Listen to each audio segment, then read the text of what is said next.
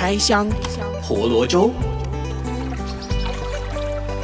欢迎收听今天的开箱婆罗洲之婆罗洲有话题。你好，我是美玲。嗨，我是小芬。那相信西马的朋友都听过婆罗洲的特产硕莪虫吧，或者是我们把它称为象鼻虫。它就是白白胖胖，会在口里爆浆的那种硕莪虫。你吃过吗？其实我没有那你吃过吗？我吃过一次，感觉如何？好吃，好吃哦。因为它已经炸了之后去炒那个酱油还是蚝油之类的，好香哦。就好像吃虾米、吃海鲜的感觉。OK， 那就有机会可以试啊，但是可遇不可求，不好找。好吧。那其实呢，这个硕莪虫呢，它是栖息在硕莪树上以及腐烂的树洞里。一种在地的食用昆虫。那看起来毫不起眼的硕莪树呢，其实是盛产在沿海一地，也被马兰诺族称为神树，同时呢，也被誉为新世纪的黄金，因为它的用途之广呢，可以说是全身都是宝。而硕莪呢，也是大马第5大农机工业的收入来源。除了可以制成硕莪粉、硕莪粒之外呢，还可以加到面啊、果条、甜品，甚至是酱料当中。而且呢，它也可以作为新能源，为砂拉越带来非常大的经济效益。好处非常非常的多。那其实在我们砂拉越呢，就有一家专门研究和开发从上游到下游硕莪产品的一家公司哦，甚至呢，他们也把这些产品呢出口到世界各地。那同时呢，他们也是砂拉越政府在1993年成立的一家公司，现在已经私营化了，叫做 CRAUN Research。今天呢，就非常的荣幸能够邀请到研发部的 Roland 还有Daniel 以及 Head of Technology Economy Division 的 Azri 来加入我们，来跟我们聊聊关于这个砂拉越的硕莪种植以及接下来的发展趋势。Hello guys。Hello。好，欢迎来到今天的节目。Welcome to the show。那就想先请你们来和我们介绍一下 CRAUN Research 有限公司，你们主要研究有关开发的产品，除了硕莪以外呢，还有些什么呢？Okay. Azri, you want to start and introduce CRAUN Research for us? Okay. Hello semua. For your information, CRAUN Research Sdn Bhd is actually a company, R&D company, gazetted under the Ministry of Education, Science and Technological Research, Sarawak, or in short, MASTER. So the function of CRAUN is to conduct R&D, research and development on sago and other potential crops such as nipa for commercialization. So actually we are established in 1993. But now you're privatized, right?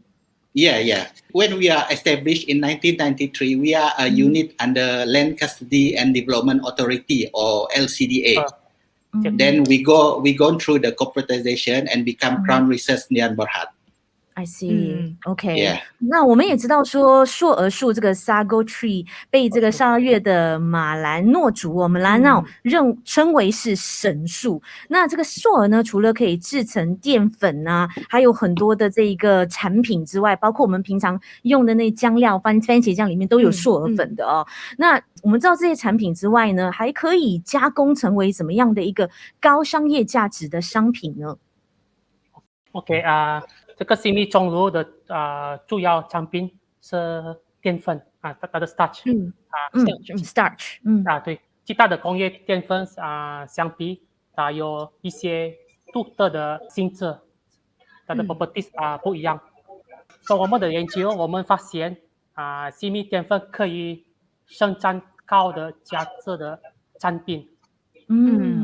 可以做这个生物的乙醇，这个bioethanol。这个 bioethanol 可以做这个的汽车燃料，这个 motor fuel。motor fuel。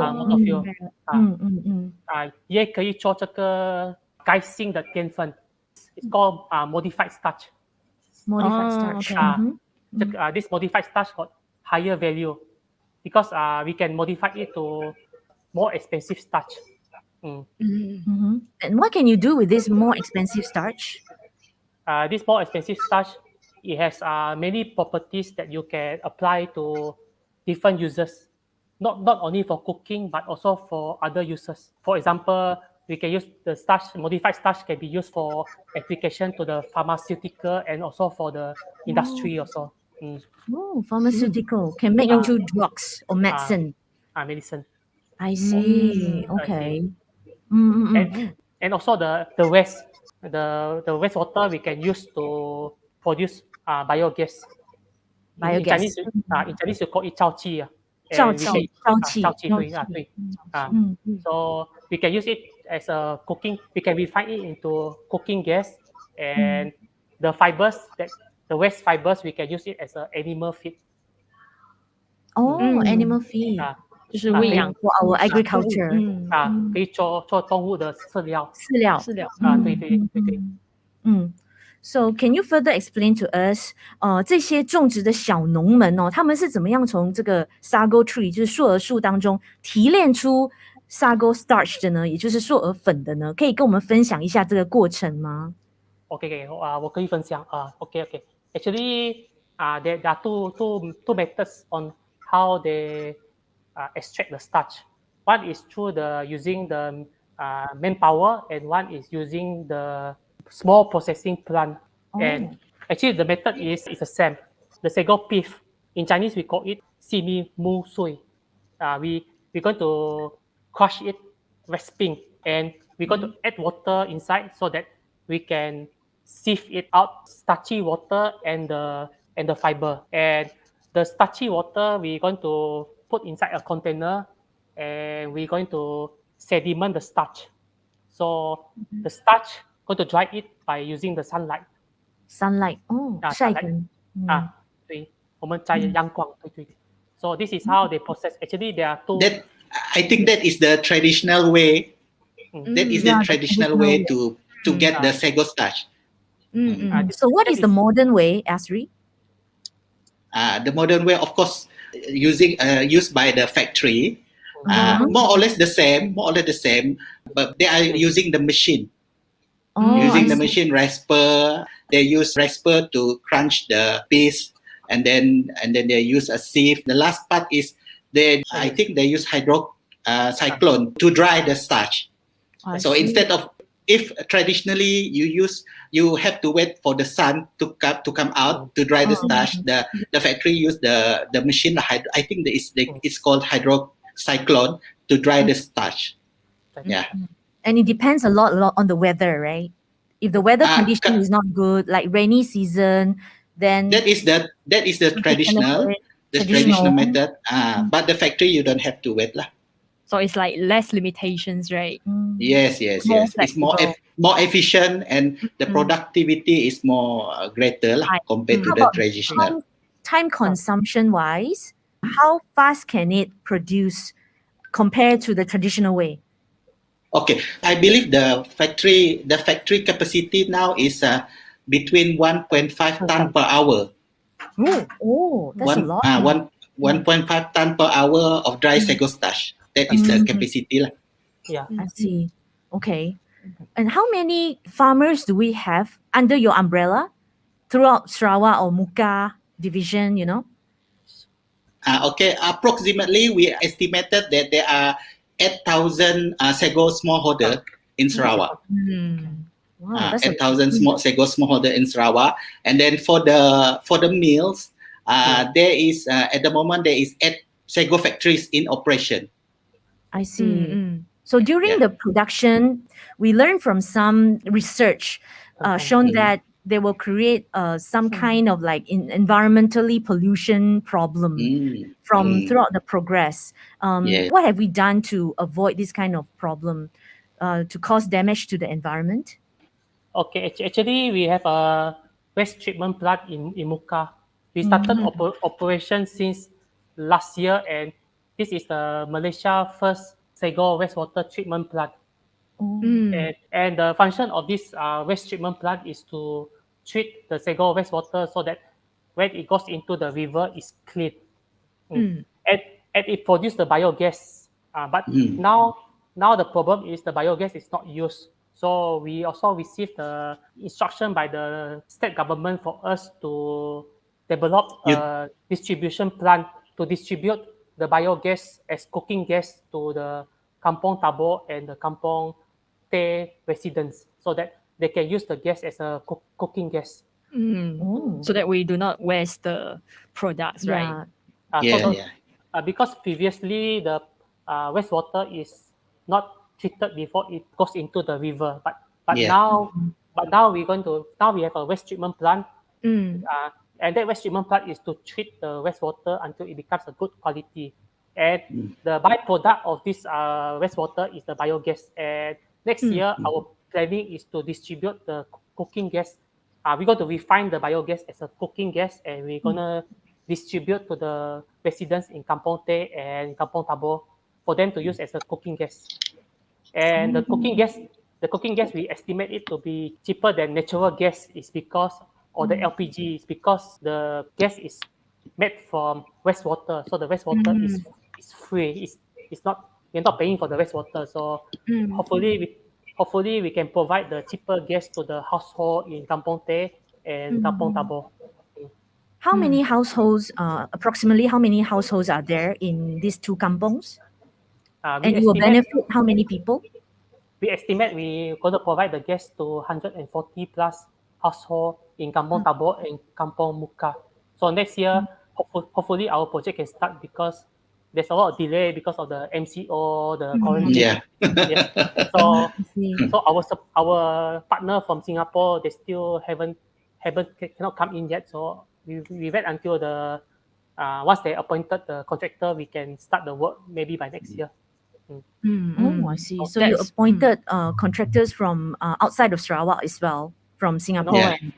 No, actually, our business partner is from Singapore. So our technology partner is from Singapore, but they have yet to appoint the local contractor to install the pipeline, to distribute the gas, and to develop the technology because our biogas is in a natural step. They have to process it and they have to refine it before it can be used as a cooking gas. I see. But that is really a very good initiative, and hopefully this initiative can run smoothly, and benefit citizens there. Especially citizens in Kuching.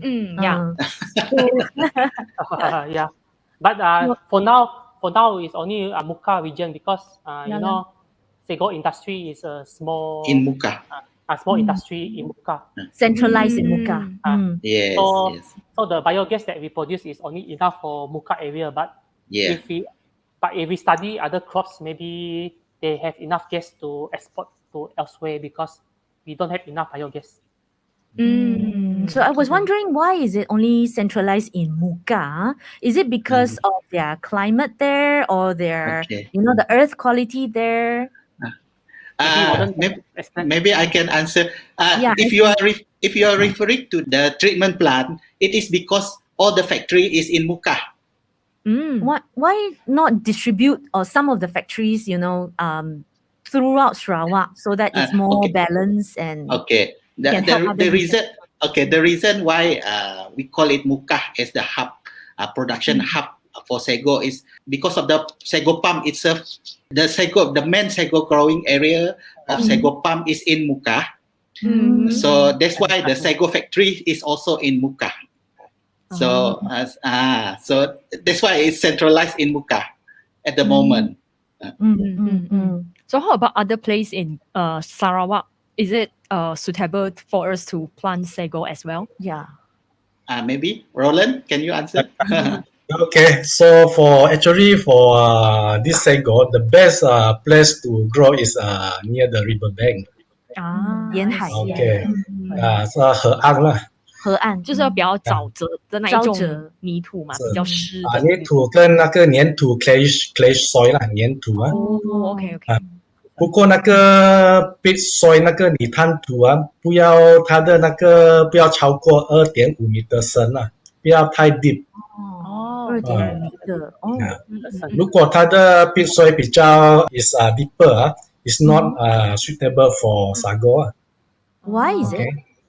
Because if the pit soil is too deep, there is no nutrient inside this soil. It's not fertile. Okay. So the best soil, of course, is the mineral soil, clayish mineral soil. Okay.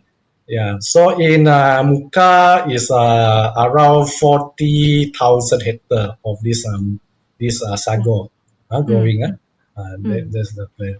So actually, this sago is a staple food for this local people lah, Malanao. Yes, Malanao. So as Roland mentioned just now, we currently have 400 hectares of the land. Yes. 40,000 like that. 40,000. 40,000 hectares. That's quite huge. Yes. So, do you know how much can it grow or produce the amount of sago starch or byproducts for a year? Maybe I can answer that one lah. Okay. If you look at the acreage, the area, based on the Department of Agriculture, Sarawak, the growing area for sago is about 40,000 hectares. And then, but if you look at the statistic, export statistic, we are exporting about 40,000 tons of sago starch annually. Meaning to say, it's easy to say that the production of this 40,000 hectares is quite small. It's not very productive. There is a room for more production of the sago starch if this area we develop properly. This 40,000 hectares, if you develop properly, if you establish the correct infrastructure such as road and canal, so that you can increase the productivity of this farm, 40,000 hectares of this farm, you can actually produce per hectare 50 tons of sago starch. Per hectare 50 tons. But at the moment, it's only 1 ton of sago starch. Okay. One ton per hectare. So it's quite low lah if you compare to the figure lah. The main reason is being the transportation challenges that we are facing in Muka. Something that I like make people understand that the sago industry at the moment, the raw material, we are depending on the smallholder. It's not from the plantation compared to oil palm. Oil palm, you have big plantation. If I'm not mistaken, you have 100,000 of oil palm plantation throughout Sarawak. But sago, we dependent on the smallholder, which is the area is about 40,000 hectares throughout Sarawak. And then this smallholder farm, we consider is not very productive lah. Due to because it's a smallholder crop, it's managed by the orang kampung. It's not really estate. It's not really. It's not like the oil palm plantation management. It's orang kampung punya management. So that's why the production is quite low lah. So have you thought of any ways to improve the production? Yes, of course. We in CRAUN, we actually, as mentioned by Roland, we have the upstream research activity and downstream research activities. So on the upstream research activities, we want to introduce the good agronomic practices to this farm so that they can produce more palm lah. At the moment, based on our study, we can say that actually 1 hectare you can planted 100 palm, 100 sago palm. That is the best practice that we can implement to this smallholder. Actually, 1 hectare you can plant 100 palms. If you can planted 100 palm, if you have 40,000 hectare, you time by 100. So immediately the production will be bigger immediately. Unfortunately, all these 40,000 hectare smallholder farm, they are not fully planted. Most of them are not fully planted due to because there are no access to their kebun lah, to their farm lah. How come there are no access? All this time they are using the small stream, sungai kecil, and then most of the time this sungai kecil, they are depending on the high tide. Air pasang, air surut. So that is one of the.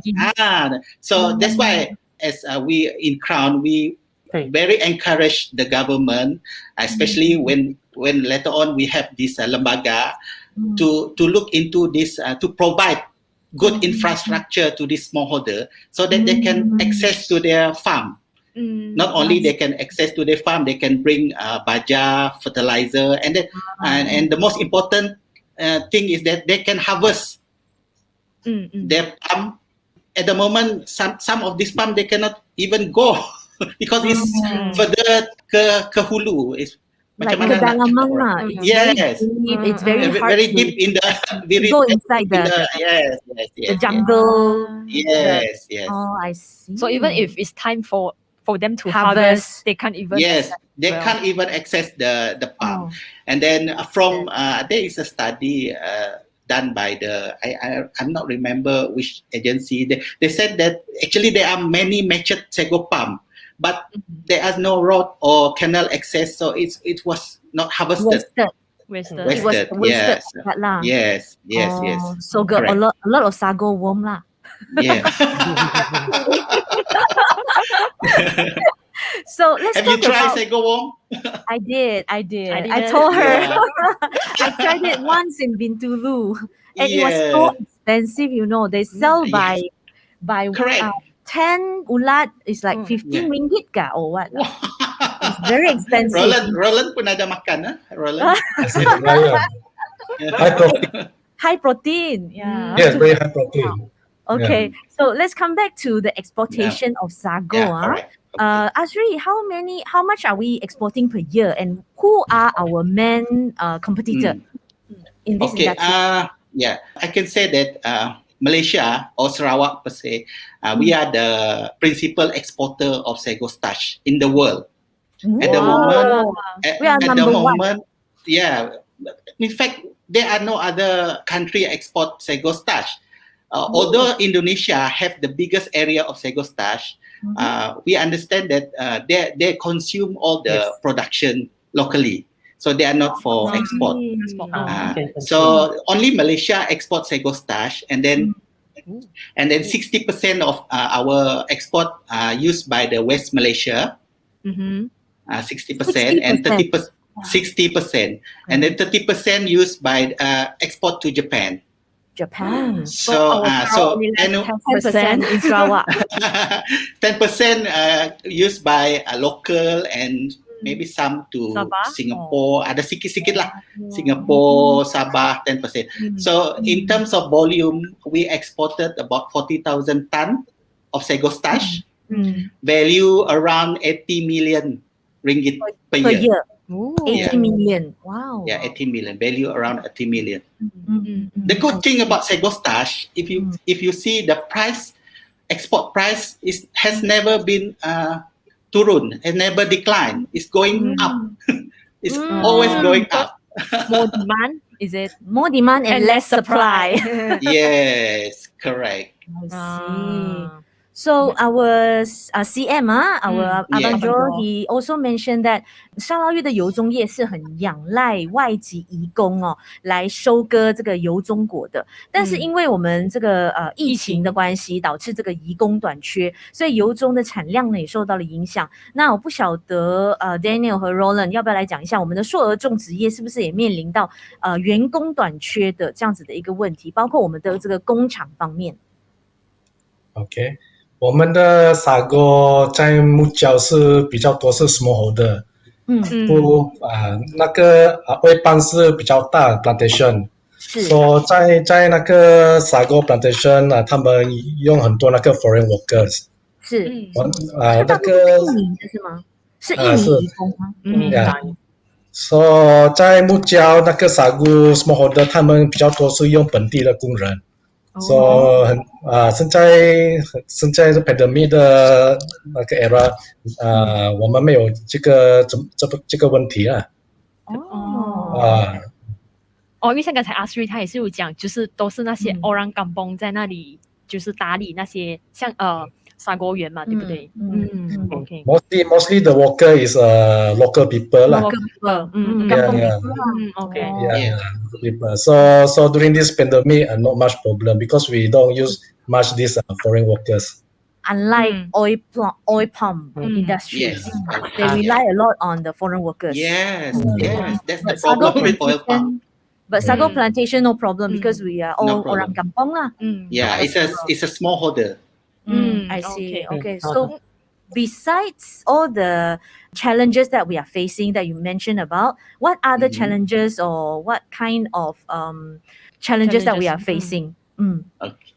I believe that, as I mentioned just now, we don't have that big area. Although it sounds big, 40,000 hectare, it's not that big compared to Indonesia. Indonesia have 2 million hectare. This 2 million hectare is a natural forest, natural sago forest. So they have the area, the big area. Once they start to realize and start to commercial this area, definitely they will be the biggest producer lah. So, but the advantage of sago industry, of our Sarawak sago industry, is we have the technology. We have the processing technology, and then we have the farming technology. Just that we are trying to, with the establishment of Lembaga later on, definitely Lembaga will help to strengthen our industry, and then introduce this. When I said the good agronomic practices, hopefully Lembaga will introduce these good agronomic practices to the smallholder, so they can increase their productivity. So speaking of the Lembaga, in what stage are we in now? What kind of progress? Okay. From my understanding, it will going to table to the DUN. I see. Okay. But since we Still know early stage. Yeah. Very, very early stage. Very, very early stage. So it have to be tabled to the DUN and get the approval from the DUN, if I'm not mistaken. I see. OK。那据我们所知呢，生物沼气也是有一些biogas 是有一些可降解，就是 biodegradable 的有机物质，在缺氧的环境下呢，经过发酵或者是无氧消化过程所产生的气体。那既然任何有机物质呢降之后都是可以成为生物沼气，那为什么要选择硕莪树而不是油棕树呢？因为像在沙拉越油棕树好像也是蛮多的产量的，对，所以它其实这个由硕莪树而产生的这一种 biogas， 它是有什么优势呢？可能请 Daniel 来解释。好，使用沼气有这些好处沼气是一种从细密废水产生的，这个是可再生的能源 renewable energy。沼气比天然气便宜因为它是从废物生产出来的。所以沼气比天然气便宜。还有生产沼气可以减少废水的淀粉 ，can reduce the starch in the wastewater， 可以减少废水的淀粉that's why it can 它可以减少废水的污染呢，它的 pollution。And why we choose the sago industry is because 因为我们的公司的目标是发展这个细密的产业，不是细密是这个sago硕莪产业，产业对我们不是我们的目标不是发展优重的产业。OK 是另这个原因是细密废水主要是淀粉，所以更容易加工和生产沼气，所以 it's easier to produce biogas。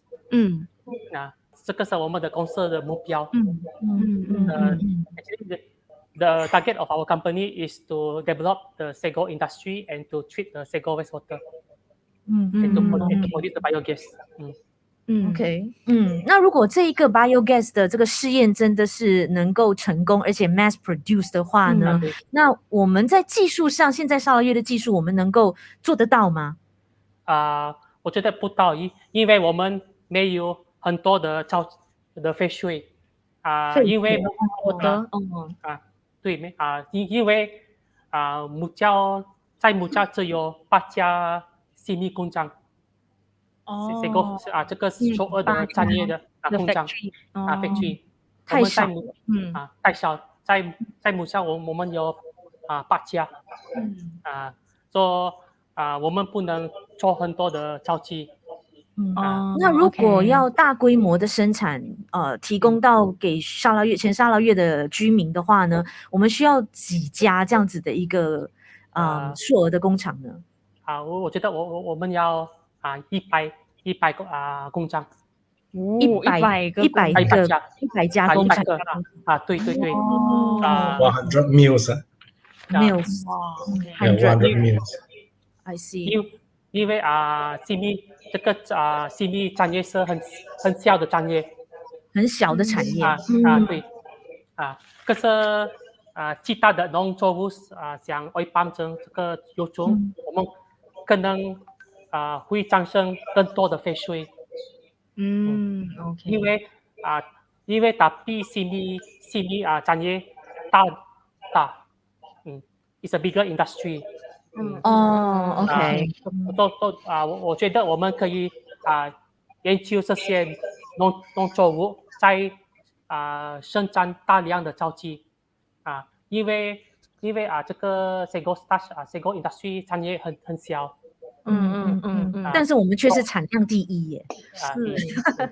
不过像跟海蝶你有讲，可能我们现在目前是需要增加那些factory，可能到100家。对。那目前我们是有40,000的那个 hectare 的土地嘛，所以是 provided that 现在这样大的一个土地规模是需要100家的工厂去 support 吗？还是说在建造100家的前提之下，其实我们也是要make sure 我们的那个 productivity 是增加的呢？现在我们的增长很小，因为说 not enough production。not enough production。OK。因为这个 CME 产业是很小，是在木胶。好。所以我不能这个 export 出过砂拉越的以外，因为我没有很多废水那大概 Daniel 你觉得我们还有多远的一个目标可以达到这个100家工厂这样子的一个终极目标的这样子的一个规模？我觉得不能因为他们没有种很多这个CME树在木胶的可是我觉得如果政府给我们这个委托要研究 to research 这个 oil palm 这个油种，我们可以怎么说？我们可以生产大量的沼气这个 biogas。因为这个CME树不够了，因为他们不太喜欢种这个CME树现在他们喜欢种这个油种如果政府so if the government give us a commission， 如果这个政府给我们的委托要研究这个油种的产业，我们可以我觉得我们可以 export， 我们可以出口这个什么沼气 export 更多所以我们在硕莪在我们砂拉越的一个种植情况也面对到很多的小农主他可能会转到去种植这个油棕树因为它的这个产能可以更快更多更多对。然后可能有更多的补助政府有更多的补助对不对如果你种这个CME树，我们要等10年10年10年它10年才会长成可以收割这样子的一个阶段为什么那么久呢？我认为土地的养分很足的话CME树他们英文是叫 gestation period gestation period 是period to reach maturity 是很长，要10多年10多年是10 to 15 years 这样了它的 maturity period 是很长因为它的 maturity 很长我们的生产不够了如果我们要 export 以外我觉得现在不能了那么其实一棵硕莪树可以生长多久呢？或者是它可以收割多少次this CME树它是you no need to replanting you only need to plant once only because after you harvest the following suckers will grow. So you no need to plant the new one. Okay, so it will keep growing. Yeah, so you can harvest within 1 or 1.5 year after that, after the first harvest. I see. So worth waiting. Yes. After 10 years, that you can have unlimitation of harvesting. Yeah, it's they call it perpetuity palms. Perpetuity crops. I see. So if the government give us the direction to research the oil palm, that we can produce enough biogas for the whole Sarawak and also maybe to export. But now with the sago industry, I think the production is not enough. Compared to oil palms biogas, what is the strength for sago trees biogas? Is there any difference in quality or production? Actually, it's easier because the sago wastewater is mostly starch. The oil palm waste is oil and the starch. So they need more technology to process. So now the sago starch actually it's easier to process. I believe the production the cost to produce biogas or to set up sago wastewater treatment is much cheaper compared to oil palm. Okay. Only problem is not enough sago waste. Yes. 那么之前呢，我们就有听到我们的首长阿邦州就有表示，沙拉越将会设立这个硕莪还有亚达树木业局，来帮助促进沙拉越的硕莪还有尼巴区的那个领域发展。那你们认为这个工业局可以为沙拉越的硕莪种植业带来什么样的帮助呢？Azri, maybe you can answer on the lembaga. Yes. Okay. All right. Okay. Actually, we are looking forward for the establishment of lembaga. They call it lembaga industri nipah dan sagu. So in short, it was LINAS. At this moment, we call it LINAS lah, lembaga industri nipah dan sagu. And then CRAUN, we are looking forward for this lembaga to be set up because we see that this lembaga will be able to regulate, to enhance and strengthen the development of sago industry, and then so that we can turn sago into a major agriculture commodity, same as oil palm. Because as you know, oil palm has its own lembaga. Same goes to cocoa has its own lembaga. So that is the importance of lembaga, so that we can provide good infrastructure. And then another one is we believe that the smallholder, you need to rehabilitate the existing unorganized smallholder farm, and then to do the marketing and promotion of sago, and as well as to introduce new technological advancement that definitely will increase the productivity of this sago lah. So Azri, do you encourage small farmers or those who have lands to venture in this industry? Okay. Actually, at the moment, the government strategy is to we look into the existing smallholder, yang sudah ada, the existing smallholder, and we want to improve dia punya productivity first, because as mentioned by Roland, if you want to plant now, you need to wait 10 years. Yes, but this smallholder farm, some of them sudah, as I mentioned earlier, there are trees that already matured, but you don't have the access. So that is the kerugian lah. Problem now we have to settle first. Yes. That's why I repeat that the good infrastructure is very much important lah for the sago smallholders. Of course, what we need is a proper transportation system Yes. maybe providing them with boat or more manpower. I believe there is two transportation mode that can be used in the Sego area. One is road, one is canal. Canal. These two lah, very important transportation method system lah. So it takes the state government to pump in money lah to build. Yes. That will be the job for the lembaga later on. Lembaga. So looking forward. So just to mention that, macam if CRAUN, we are R&D company. Yeah. We only do R&D, research and development. Yes. So we don't have a jurisdiction ataupun we don't have the kuasa, the power to to organize the infrastructure. Yes. Yeah. Okay. Anything else to add on, guys? Before we end this interview?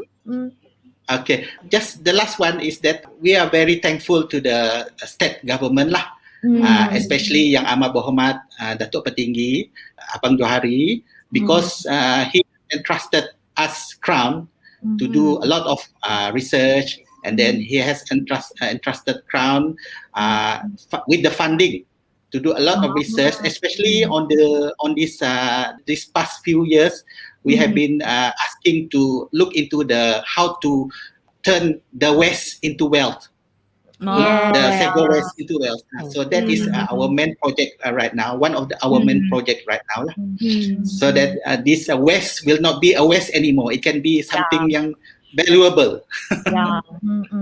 Thankful for the sago tree lah, which we are so brief and so easy to find here in Sarawak. Yes. It's called the tree of life. Yes, the tree of life. All right. Thank you, Azri. Thank you, Roland and Daniel. 来加入我们今天的这个我们的婆罗洲有话题。希望下次还有机会呢，再邀请各位上来。Thank you, guys. Thank you. Thank you to CITYPlus for giving us this opportunity. Thank you. Bye bye. Thank you. Bye bye. Bye bye.